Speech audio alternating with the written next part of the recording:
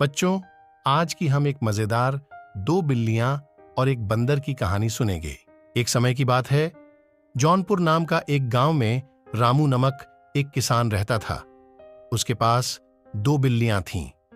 दोनों बहुत ही अच्छी दोस्त थीं और दोनों आपस में बहुत प्यार से रहती थीं। वो दोनों बहुत खुश थीं।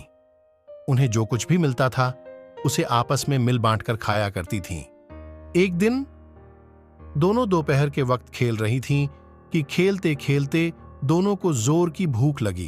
रामू किसी काम से बाहर चला गया था। वह दोनों के लिए खाना रखना भूल गया। वो भोजन की तलाश करते करते दूर निकल गई।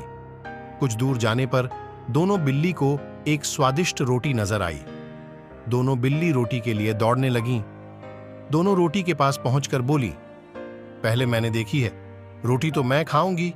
दूसरी बिल्ली बोली, नहीं, पहले मैंने देखी। दोनों बिल्ली बोली कि हम रोटी आपस में बांट लेते हैं। दूसरी बिल्ली बोली कि ठीक है। पहली बिल्ली ने रोटी के दो टुकड़े किए और दूसरी बिल्ली की ओर एक टुकड़ा बढ़ा दिया।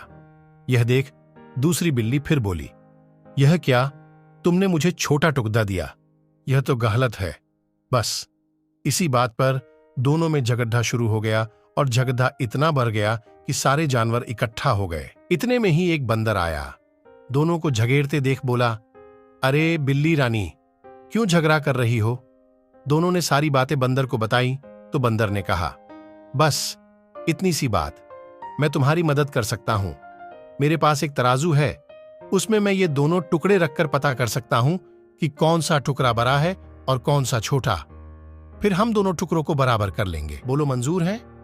दोनों बिल्लियों को बंदर की बात अच्छी लगी और वो तैयार हो गईं। बंदर पैर पर चढ़ा और तराजू ले आया। उसने दोनों टुकड़े एक एक पलरे में रख दिए। तोलते समय उसने देखा कि एक पलरा भारी था, तो वो बोला, अरे ये टुकड़ा बड़ा है, चलो दोनों को बराबर कर दूं। और यह कहते ही उसने बड़े टुकड़े में से थोड़ा सा तोड़कर खा लिया। इस तरह से हर बार जो पलरा भारी हुआ, उस वाली तरफ से उसने थोड़ी सी रोटी तोड़कर अपने मुंह में डालनी शुरू कर दी। दोनों बिल्लियां अब घबरा गईं। वो फिर भी चुपचाप बंदर के फैसले का इंतजार करती रहीं। लेकिन जब दोनों ने देखा कि दोनों टुकड़े बहुत छोटे छोटे रह गए, तो वे बंदर से बोली, आप चिंता ना करो, अब हम लोग अपने आप रोटी का बंटवारा कर लेंगे। इस बात पर बंदर बोला, जैसा आप दोनों को ठीक लगे, लेकिन मुझे भी अपनी मेहनत की मजदूरी तो मिलनी ही चाहिए ना। इतना कहकर बंदर ने रोटी के बचे हुए दोनों टुकड़े भी अपने मुंह में डाल लिए और बेचारी बिल्लियों को वहां से खाली हाथ ही लौटना पड़ा। दोनों बिल्लियों को अपनी गलती का एहसास हो चुका था और उन्हें समझ में आ चुका था कि आपस की फूट बहुत बुरी होती है और दूसरे इसका फायदा उठा सकते हैं। कहानी से शिक्षा। इस कहानी से यह शिक्षा मिलती है कि कभी भी लालच नहीं करना चाहिए और कभी भी आपस में झगड़ कर रिश्ते में फूट नहीं डालनी चाहिए, क्योंकि जब भी हम आपस में लड़ते हैं तो कोई बाहरी व्यक्ति उसका फायदा उठा जाता है।